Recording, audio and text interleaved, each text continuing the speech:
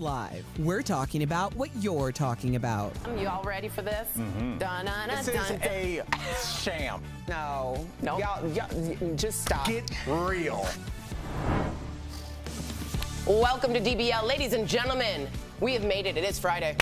Friday! Feels good. Feels really good. It does. We got Sam, we got Al, we got Yes, Tori. You look we know groovy. we have Al. My name was here. Wow, good for you, buddy. I was like, yeah, You're look not at the that. only one. My name's here too. Oh, but now Tori, I don't you feel so special. You look very groovy today. Oh, thank you. Yes. My name isn't on here. Okay, that's weird. All right, let's talk about something Maybe you that... should read into that. Okay, let's talk about something we're all talking about. That's now hurting my self-esteem. When you're around your friends, let's have it right now. Obesity. Let's talk about it. It's a very real problem in America. As you know, about 100 million Americans, or around 42% of the population, is obese. Now, according to the CDC, and being obese can cause all sorts of related health problems like cancer, heart disease, diabetes, and strokes. But finally, there are new medications that we can treat, like Ozempic, Wegovy, and Mounjaro. Now, we've talked a lot about these medications, but patients are now reporting a hidden side effect that we want to talk about: shame. Here's the deal. People who take these drugs report feeling judged for taking the easy way out. Also, that they didn't want to have the willpower to lose the weight themselves and keep it off. So what do you think about this, and why is obesity so stigmatized, especially when so many of us suffer from it? It's in our families, it's within our friends. Talk to me about the shame of obesity and why maybe perhaps we should look at this differently like we did with addiction. I think it's the one, because we've definitely heard our very own Dr. Coley talk about food addiction and it being linked to obesity. And in so many words, she talked about that dopamine hit. Right. That they have studied and seen that people that suffer from obesity will get a dopamine hit every time, the reward system, every time they take a bite of food. So there clearly is a difference between one person's brain that doesn't suffer from obesity and a different person's brain. We always want to treat above the neck like we would below the neck. My heart breaks for people out there who suffer from obesity because nobody sees it, at least the vast majority. I read comments on anytime we cover obesity, the vast majority of people see it as, I don't even want to use the words, but you know where I'm going, where they're not as active, and they deserve it, they can't control themselves. That's not the case, and it's unfortunate. And it's unfortunate that they feel like that they're taking the easy way out when they're actually having medication to treat them like they should be. Well, Sam, you hit it on the head when you said that they can't control themselves. I think obesity falls into the same category of addictions like gambling, shopping, sex addiction. But fatism is okay still somehow, right? It's under that umbrella because all those things are, for somebody that doesn't have that, aren't addicted to it, those are pleasurable things. Let's go to Vegas and do it up. Hey, casual sex is something people look forward to. People don't understand that when you're talking about a shopping addiction, rather than like, oh, must be nice, privileged girl, you're shopping. No, this destroys your life. I had a friend that was married to a person who was a great guy. He was addicted to shopping. Wow. They lived in an apartment and he was buying pallets of grass. Like, this is not something like, oh, I just like to buy a lot of ties. This is not sex like you like casual sex. It dismantles your life. You're engaging in it without pleasure. And I think that's what people need to understand. If I eat some key lime pie in the morning, I'm doing that with pleasure, my cup of coffee. If I'm up at 2 o'clock in the morning, eating it, standing up, not feeling anything as I'm consuming it, no different than video games or anything like that. Heartbreaking. That's when it's heartbreaking and destroys everybody around you. It just looks like something that, oh, I would love to eat, but I got to go to the gym. Right. They don't have that choice, and I don't think people quite get that yet, but maybe the younger generations will. Well, because addiction, we're moving a little bit farther in that way. Well, here's another potential issue with weight loss drugs. According to a scientist who helped discover and develop this new class of medication, many people will choose to stop taking them after a few years. The scientist said, quote, what happens is that you lose your appetite, but you also lose the pleasure of eating. And so I think there's a price to be paid when you do that. If you like food, then that pleasure is gone. So what do you think of this payoff? Would you be willing to give up the joy that comes from eating food in return for a skinnier and healthier you? This is so sad. It is sad. And I think, again, to Dr. Coley's point, when she was on our panel, she said there's so much more that we need to learn. For some reason, it seems like, I'm not a doctor or clinician, but it seems like obesity has not been studied as much as other addictions because of the stigma. Yeah, for sure. I also want to talk about these high prices. And a lot of the times when you get these weight loss drugs, whether it be Wegovy, Ozempic, or Mounjaro, they are not covered by your insurance. Right. Again, because of the stigma, right? So we have for Wegovy, $1,300 plus a month. Ozempic, almost $1,000 a month. And Mounjaro, over $1,000 a month. So, and 42% of Americans suffer from obesity. So here's the thing, if we're going to treat obesity just like we were to treat what's the drug with people, my mind is escaping me, Which drug? The drug that treats people with diabetes. I don't know the drug name. Insulin? Yes, insulin. I don't remember. Did we capped that cost, right? Yep, $35 for seniors on Medicaid. Okay, so this is the time now where I hope that we follow precedents from insulin and we apply this to people with obesity, because these are people that are suffering and most people can't afford $1,000 a month. Right. Are you kidding me? And Sam, finish your thought, because yes, most people can't afford it. So what are they going to do? You're instantly creating a black market. So you're going to create a black market of people, which is already there right now, which is going to be not regulated. So people will put whatever they like in there, and this is what always happens with drugs. And we saw this happen with opioids, where now all of a sudden people are talking about fentanyl. Like, the fact that just rolls off people's tongue.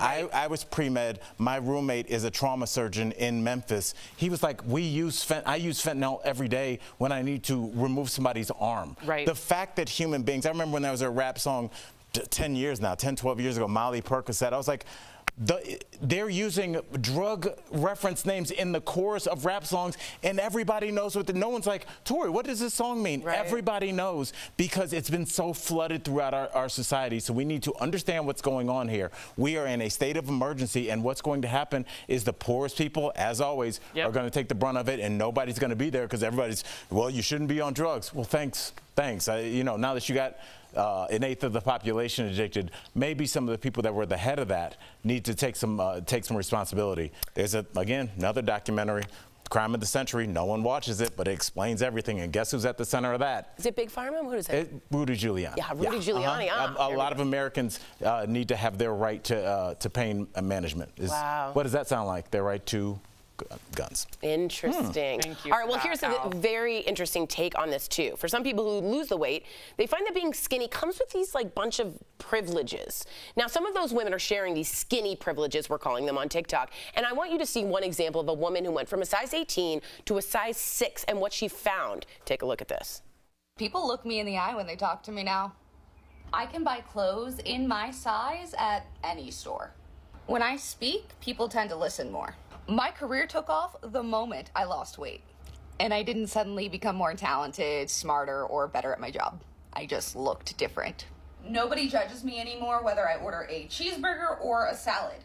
I can literally eat whatever I want in public and nobody thinks twice about it.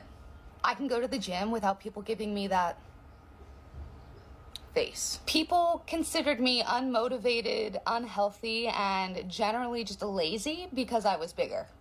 Those are 3 words that no one would ever use to describe me now, and my lifestyle really hasn't changed that much.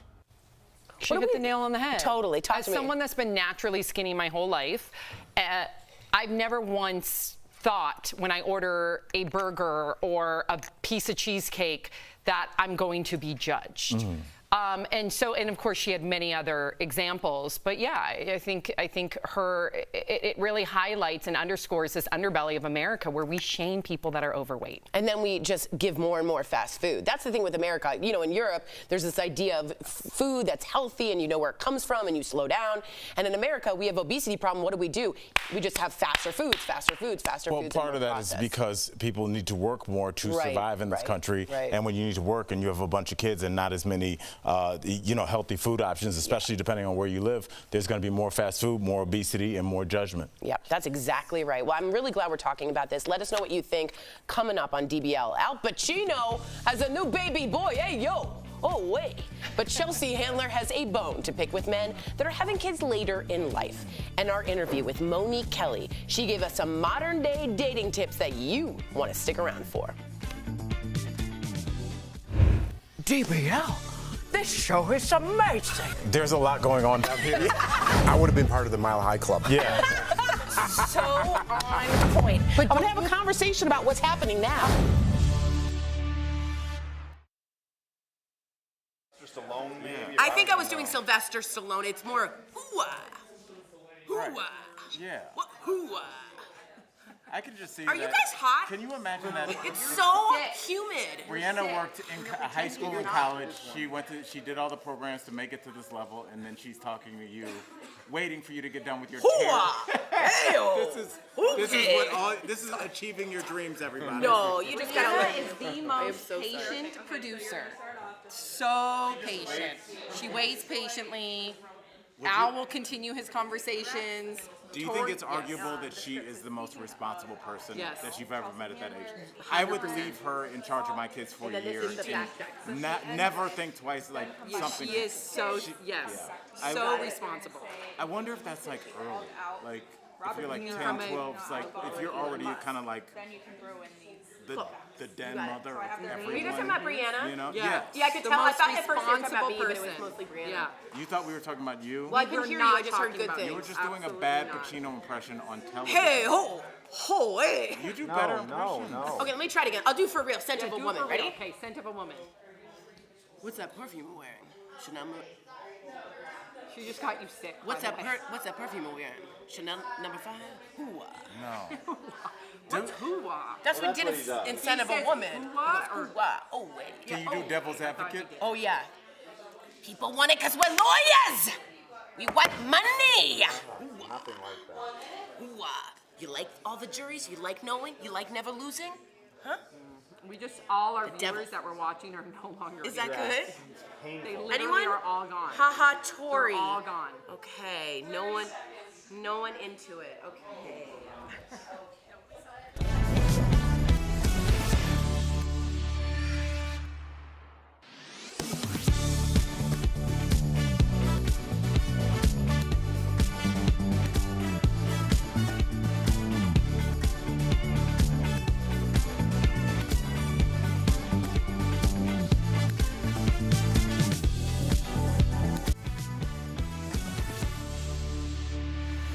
Welcome back. Al Pacino is finally a father of 4, huh? Yes. Huh? Okay, couple It's a claps. new life in the world. All right. His hat is quite high. His rep confirmed that the 83-year-old actor and his 29-year-old girlfriend have welcomed a baby boy, Roman Pacino. That's the way you put a hat on somebody when they're like, it's for a company you don't really want to advertise, but they're like, hey, they're giving us 50 grand for this picture. Just It's I don't look. Like I said. Is it great that your dad is in his almost 80? No, you're going to miss out on a lot of things. But this kid, this eventual human being, Pacino's 83. Will have a lot of. He's over 80. Yeah, I thought. Yeah, I wasn't sure if it was 79 or 80. 83. But it's De a Niro's lot. 79. He is 79. But I mean, it is a trade-off. This kid will not have the same financial problems that plague people throughout most of their lives. That's so a good point. It is a trade-off. Well, I would much rather have my dad be present than being comfortable. And then does that stunt you? Because then are you going to have the hustle mentality in order to make your own money? Well, does not being able to afford college stunt you? Let's see what Chelsea Handler has to say. These are fair points. These are fair points. Speaking of Al Pacino, as I said, Chelsea Handler took to Instagram to roast him and the other older male celebrities who just won't stop having the children. Take a look. There's a new epidemic sweeping the country, and no, it's not another virus. It's worse. Old men who won't stop spreading their seeds. And don't even get me started on these 4 old men. They cannot stop procreating. Between the 4 of those guys, they have 32 children. So, in case you didn't catch it, she called out Robert De Niro, Al Pacino, Alec Baldwin, and Elon Musk. I want to let you know it's actually 29 kids, not 32 kids. She also acknowledges that Elon Musk is not in his 80s, but because of his personality, he may as well be. What? That's what she said. Well, look, seemed like it's a personal shot, and that video was hilarious. But, I guess that you have to say, for me, knowing that the obstacles that people face in life, most people will. I think this is a favorable outcome. It's not ideal, but, some people, it's not a guarantee your parents will be there up through your adulthood anyway. So if you can say my last name is Pacino, the doors that will open for you and open for your offspring, I don't know. Or you're going to forever feel like that you can't live up to their name. There's always a flip side, Albert. Remember what LeBron James said? He really wishes he had never given his son his name, because then he has to always live up to LeBron. I always thought about that with Frank Sinatra Jr. Totally. Do you imagine? Can you imagine? You can't reach that height. It's really rough, and I think we have seen celebrity kids that have struggled, but we have seen some that have thrived. But I think if you do thrive, it's got to be in a totally different industry. Can you imagine being Pacino's kid? Everywhere you go. Everywhere you go, people are going to be like, tell me about your dad, tell me about your dad, or De Niro. But I wouldn't want that. I would want people to see me for me and see my mom with her Apple Pen as a teacher. But this kid, by the time they're in their 20s, Pacino will probably be gone, and the people that really knew his movies will be, like our age, 20s? will be much older. He's going to be 103 years old? No, I'm saying his child, and when his child's 21, the people that know his movies, people our age, are going to be getting up there. His father will be gone, so the people he's coming up with won't really know his dad. He'll be They'll just be lucky, like, but oh, how did you make, where's all this money come from? It's like, oh, his dad was a famous people actor. will forget Al Pacino immediately, because that's what he hasn't made a relevant movie in a long time, What Tori. are you talking about? I think Pacino's well known. Really? Yeah. Yes, You're really. Pacino You're thinking shaming? about people our age. You're Pacino shaming. Do you think my kids know who Al Pacino is? I bet they do. I bet they You know don't. what you are? You're an Al Pacino. Coming up at DBL. For our single men watching, listen up. Our interview with a dating coach shares some of the biggest mistakes men can make on a first date. It is so helpful. That's coming up next.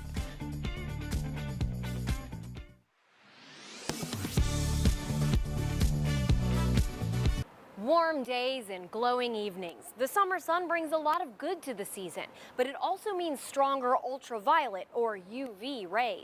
We turn to the National Oceanic and Atmospheric Administration, or NOAA, their meteorologist, Laura Siasto, and the EPA to verify what you need to know about using the UV index for sun safety. NOAA is a branch of the National Weather Service. Just like precipitation and temperature, it tracks UV radiation in locations across the U.S. Typically, that forecast is made for solar noon of the next day, when we are expecting the UV radiation likely to be strongest. The strength of those rays is measured using the UV index. A forecast on the low end of the scale, 0 through 5, means fewer damaging rays with less risk for most people, according to NOAA, which explains scores of level 6 or greater indicate significant damage from the sun can happen quickly. People who are more likely to get sunburn or are on medications or use creams that make them more sun sensitive might experience worse effects at lower UV levels. The EPA has a free mobile app where you can enter your zip code and find the hour-by-hour UV forecast where you live. You're getting into what we call the purple values of our UV index. That's when we're recommending that you just stay indoors in the shade. The EPA, warning of the known risk of health consequences of sun damage, encourages people to limit their time outside between 10 a.m. and 4 p.m., the hours of the day with the strongest UV potential. You don't have to burn to experience sun damage. It's why dermatologists recommend lathering up with sunscreen even on cloudy days and wearing sunglasses to prevent UV damage to your eyes. But remember, the UV index is ultimately another tool to help you stay informed and enjoy your summer days outside. With your Verify, I'm Abby Larico.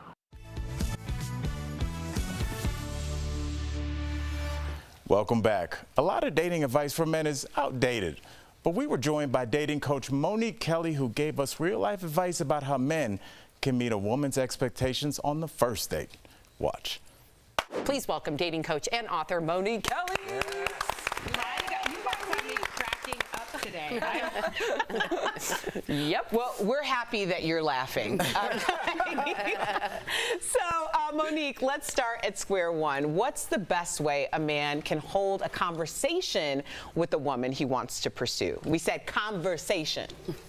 Conversation, exactly, because a lot of the dating advice now is outdated. We're talking about what's going on now. So the first thing to remember is texting is not a conversation, okay? Yeah. Texting should be used to confirm plans, let someone know you're thinking about them throughout the day, but women want to talk to you and have genuine, authentic conversations.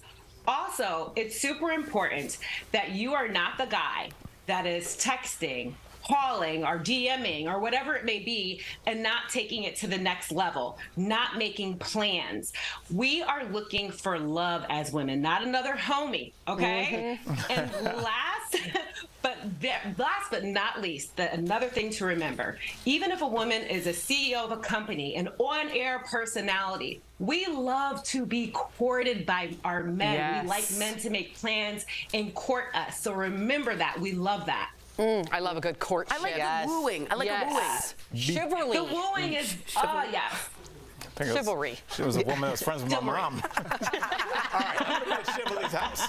You guys don't...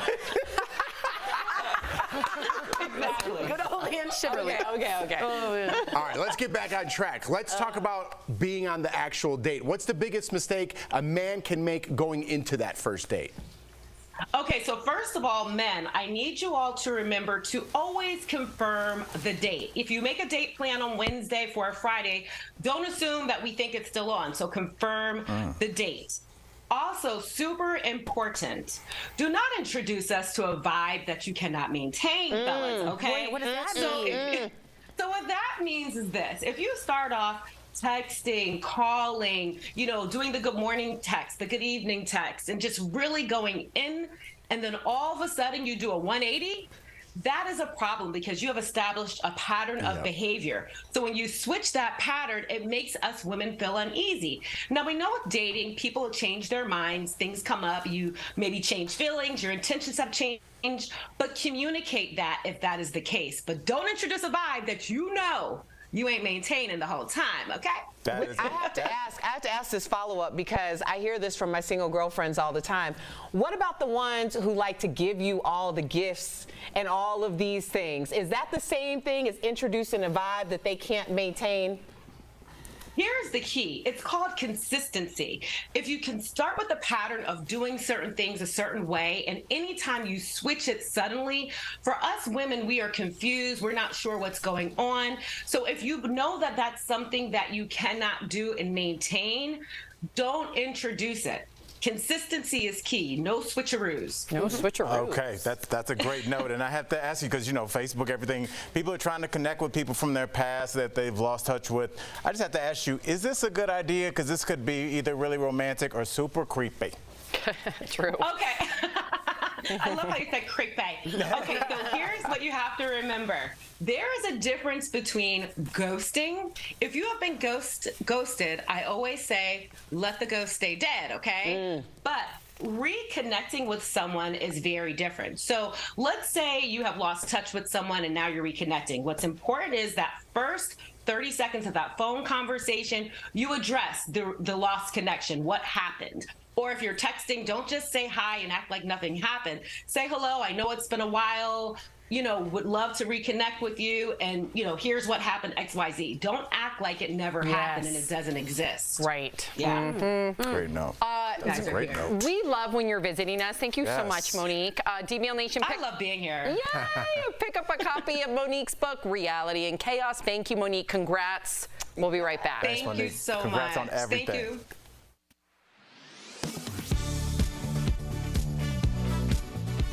They think they're a cat. A cat. They put tails on and they demand that they have a litter box in the school. Claims like this one, shared by a Minnesota state senator, have been spreading since 2022. They push the narrative that various schools and school districts across the country are accommodating students who identify as cats or furries by providing litter boxes in their schools. Several Verify viewers, including Linda, have asked if this rumor is true. So let's verify. Is there any evidence of schools putting litter boxes in classrooms to accommodate students who identify as cats or furries? Our sources are statements from several school districts, Google search analysis, news reports, and the International Anthropomorphic Research Project, also known as Fur Science. Verify conducted a thorough internet search and found no credible reports of any schools using litter boxes to accommodate students that identify as cats. Many school districts have addressed these claims and all labeled this a rumor. The earliest instance Verify could find of an American school district addressing the rumor was in January of 2022. The Midland County School District in Michigan addressed a claim made during a school board meeting that litter boxes were provided within student restrooms for those who identify themselves as furries. In a message shared on the county police Facebook page, the superintendent of Midland County Schools said, "There is no truth whatsoever to this false statement accusation. There have never been litter boxes within MPS schools." The rumor has been so pervasive that some school districts keep a page up on their website that directly denies the rumor. So we can verify there is no evidence of schools putting litter boxes in classrooms to accommodate students who identify as cats or furries. It's just a rumor. So where did that rumor come from? One source could be an opinion piece published in 2016 by the Christian Post, a conservative online newspaper. The piece was titled, "Should We Provide Litter Boxes for People Who Identify as Cats?" and claimed that if we don't stop this downward slide of recognizing, accommodating, and supporting transgender people, we might soon be required to provide litter boxes for people who identify as cats. Verify found 2 other news reports that also could have fueled the rumors. In one, a school district provided emergency go buckets with kitty litter so that students and teachers could use them as a bathroom in an emergency during a prolonged lockdown. In the other, students at a different school acted like cats and were reportedly disciplined for violating the school dress code. But neither story actually related to students identifying as cats and using litter boxes. With your Verify, I'm Ariande Till. Are you skeptical of headlines and what you see on social media? We are too.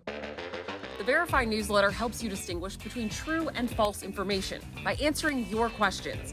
It provides fast facts on trending topics, spotlights major stories, and even includes a daily fun fact for all those trivia buffs out there. Get Verify's fast facts delivered every weekday to your email inbox. Go to verifythis.com/email to check it out.